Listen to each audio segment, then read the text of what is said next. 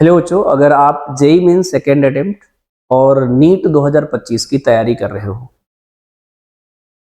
और आप किसी की बातों में आके अननेसेसरी अनवांटेड चीजें पढ़ने लगे हो, तो ये वीडियो कंप्लीट ढंग से देख लेना।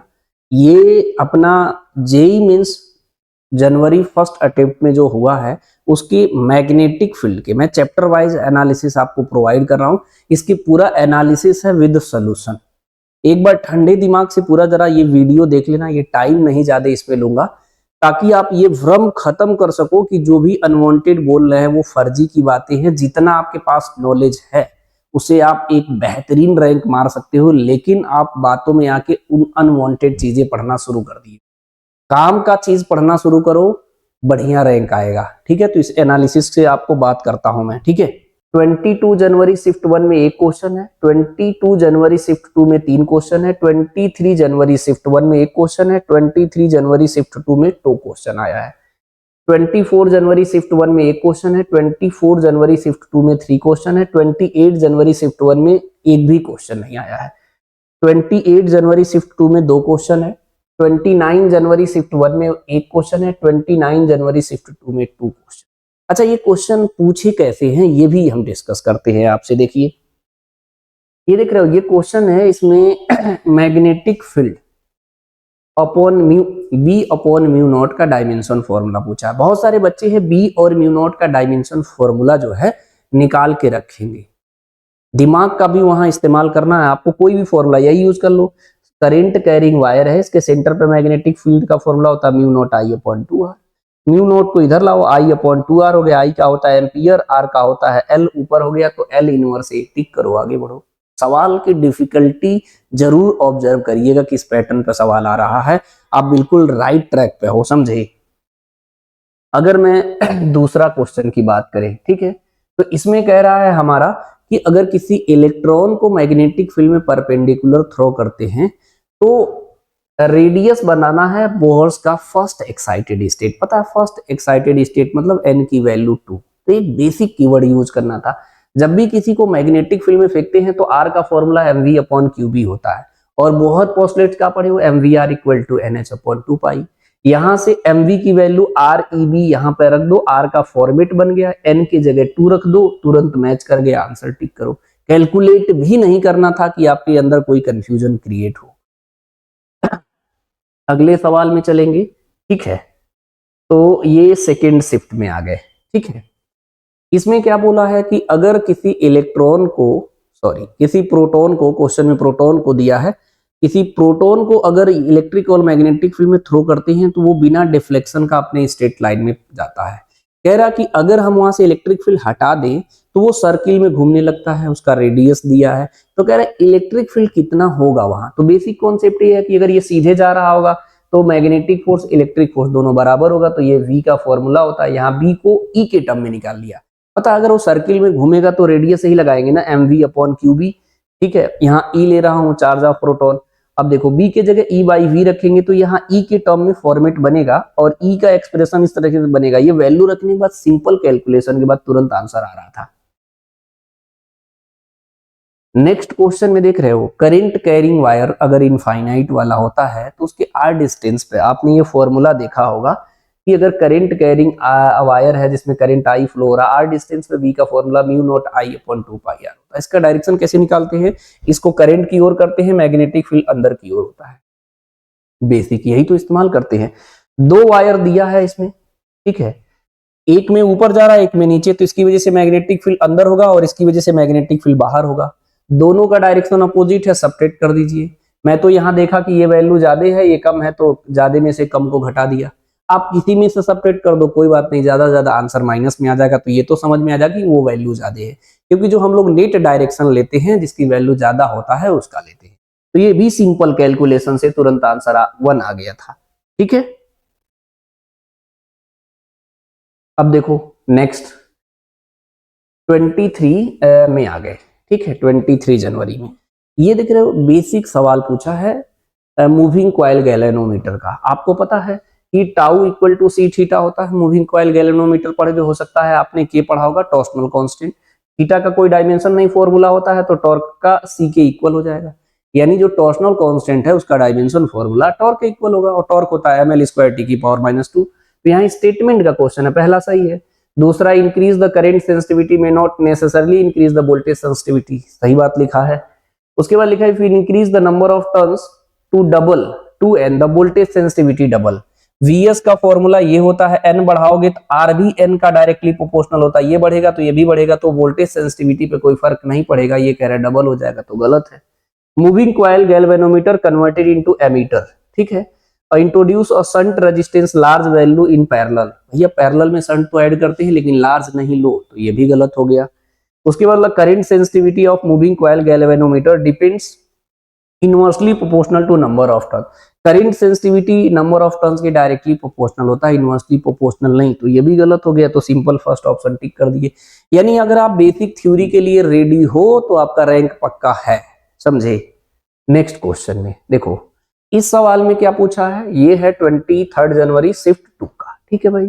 Tau equal to C theta होता है, थीटा का तो कोई डायमेंशन नहीं होता है, टॉर्सनल कांस्टेंट का टॉर्क के इक्वल हो जाएगा ml²T⁻²।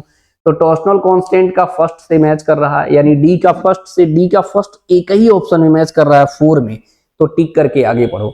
एग्जाम चालाकी से देना, ये नहीं सॉल्व करके फिर टिक करेंगे, तब तक पड़ोसी 4 क्वेश्चन कर देगा। इतना बेसिक फंडामेंटल पर सवाल आ रहा है। अब देखो, अब गैल्वेनोमीटर का सवाल आ गया। गैल्वेनोमीटर को एमीटर में कन्वर्ट करते हैं, तो शंट को ऐसे पैरेलल में ऐड करते हैं। ये 20 मिली एम्पियर जा रहा है, ये 30 ओम का 3 एम्पियर मेन करंट आ रहा है, तो ये शंट कह रहा कितना ऐड करेगी इसमें 20 मिली एम्पियर। तो सिंपल बात है, दोनों का वोल्टेज इक्वल कर देंगे हम लोग I इंटू आर से, ठीक है। मिली एम्पियर को एम्पियर में कन्वर्ट कर लेंगे। उसके बाद यहाँ से शंट की वैल्यू इजीली आ जा रहा है 149। कैलकुलेशन भी बहुत इजी था इसका, बिल्कुल टफ नहीं था, है ना। नेक्स्ट क्वेश्चन 24 जनवरी में आ गया है ना। अब देखो, अब इसमें इस क्वेश्चन में तो इतना ही तो बोला कि एक करंट कैरिंग स्क्वायर का लूप है, उसके सेंटर पे मैग्नेटिक फील्ड बता दीजिए। तो यह भी तो ये फॉर्मूला बताया, करंट कैरिंग कॉइल के बी की value μ0I/4πr sin alpha plus sin beta. तो यहाँ पर मैंने एक वायर की वजह से निकालोगे तो 45 होगा, ये आर लेंथ दिया है, ये आर निकल जाएगा आराम से। तो μ0I/4πr sin 45 plus sin 45 value simple रखने के बाद ये आसानी से कैलकुलेट करने के बाद आ रहा था 8 × 10⁶, सिंपल, समझे। -6 है, ध्यान देना है ना। बोलो जी, ठीक है। तो हमारे कहने का मतलब सवाल का पैटर्न एक बार समझो कैसे बन रहे हैं। अगर नेक्स्ट सेकंड शिफ्ट में चलेंगे, देख रहे हो ये थ्योरी का कैसा सवाल पूछ रहा है। अच्छा, किसी इलेक्ट्रॉन को मैग्नेटिक फील्ड के डायरेक्शन में फेंकते हैं तो उस पर कोई मैग्नेटिक फोर्स नहीं लगता है, क्योंकि हमारा थीटा 0 होगा तो मैग्नेटिक फोर्स 0 है। तो जब उस पर कोई फोर्स ही नहीं लगेगा तो उसका स्पीड तो कांस्टेंट होगा, सीधे स्ट्रेट लाइन में जाएगा। तो यानी ये सही बात लिखा है, electron in a certain region the uniform magnetic field is moving with constant velocity in a straight line path. The magnetic field in that region along the direction of the velocity of the electron, सही बात है। कह रहा magnetic field के direction में ही electron को throw करते हैं, तो भाई वो स्ट्रेट लाइन में जाएगा, उसका स्पीड चेंज नहीं होगा, कांस्टेंट होगा, कोई मैग्नेटिक फोर्स नहीं लग रहा। यानी ये इसको एक्सप्लेन भी कर रहा है, तो सेकंड ऑप्शन हो गया। सवाल एक बार ठंडे दिमाग से समझिएगा। कौन से बच्चों को ये नहीं पता होगा F = QV sin theta, theta की वैल्यू 0 तो फोर्स 0। 2 चीज और भी पढ़े होंगे, पता आपको एक्स्ट्रा नॉलेज भी है फिर, लेकिन फर्जी में अननेसेसरी अनवांटेड सोच रहे हो। अगर किसी चार्ज पार्टिकल को मैग्नेटिक फील्ड में परपेंडिकुलर फेंकते हो तो सर्किल में नहीं बनाता है, किसी एंगल पे फेंकते हो तो हेलिकल पाथ बनाता है, सब पता है। पैसेंस रखो, बेहतरीन करने वाले हो, ठीक है। अगर हम नेक्स्ट में चलेंगे, इसमें फिलहाल ग्राफ पूछा है, ये नीट के सवाल में मिल जाएगा बच्चों, ठंडे दिमाग से देखना paper PYQ। Current carrying conductor होता है हमारा, तो इसके अंदर हम मैग्नेटिक फील्ड का फॉर्मूला ये होता है, ये आर के डायरेक्टली प्रोपोर्शनल। ये आउटसाइड के लिए होता है, मैंने डिराइव कर दिया हूं, आर के इनवर्सली प्रोपोर्शनल। तो सिंपल ये ग्राफ नहीं बन गया, अंदर डायरेक्टली प्रोपोर्शनल, बाहर इनवर्सली प्रोपोर्शनल। ये तो सवाल पूछते हैं, बेसिक फंडामेंटल के सवाल आ रहे हैं। अगर हम आगे बात करें, ठीक है, इसमें कह रहा है हमारा टाइम पीरियड सब दिया है, ठीक है। तो ये सिंपल है, आपको पता है मैग्नेटिक फील्ड में टाइम पीरियड का फॉर्मूला कितना होता है, T = 2π/QB। सोलोनाइड्स दिया है, मैग्नेटिक फील्ड यहां से निकाल लेंगे, सारी वैल्यू इसमें रख देंगे हम लोग। बी का ये वैल्यू रिप्लेस कर दिया, टाइम पीरियड सब दिया था, number of turns per unit length पूछा था, सोलोनाइड्स का n पूछा था। सिंपल कैलकुलेशन के बाद ये भी मैच कर रहा था 250, समझे। तो हमारे कहने का मतलब सवाल एक बार खुद रीड करिए मेरे साथ, है ना। देखो इस शिफ्ट में चलेंगे तो कोई क्वेश्चन ही नहीं आया था, तो ये भी हो गया है, कभी कभी हो जाता है। अगले बार में पूछेंगे तो इसमें कह रहा है लेंथ में 1% का एरर हो रहा है, तो बेसिक फॉर्मूला ये होता है, तो 3% हो जाएगा, जो कांस्टेंट होता है तो उससे तो कोई मतलब ही नहीं है ना। ये तो मैंने फॉर्मूला बताया हूं कि अगर ना लर्न हो तो इस तरीके से लर्न कर सकते हो, है ना। नेक्स्ट, अब इसमें देखो इस सवाल में क्या है, आपको ये नहीं पता है, अभी जस्ट बताया हूं। अगर यहाँ पे निकालना है तो इधर वाला एंगल 0, इधर वाला इनफाइनाइट, तो साइन 90 है साइन 0, साइन 90 तो 1 हो गया, तो mu naught upon 4 pi R. और एक एंगल वाला भी लर्न कर लो, अगर circular current carrying circular arc है थीटा है, तो mu naught I upon 4 pi theta कर लो, जो एंगल है रख लो भाई, सीधी सी बात है ना। तो इसमें क्या करना है, इसकी वजह से यहाँ पर मैग्नेटिक फील्ड निकालोगे अंदर की ओर हो जाएगा, सर्कुलर आर्क की वजह से अंदर निकालोगे, इस वायर की वजह से 0 होगा क्योंकि ये यहीं से पास हो रहा है। इसको 1 माना, 2 दोनों का डायरेक्शन अंदर ही है, तो b1 प्लस b2 कर लो। इसका रेडियस कितना लिया है a, तो ये हो जाएगा mu naught I upon 4 pi r, नहीं a लिखेंगे।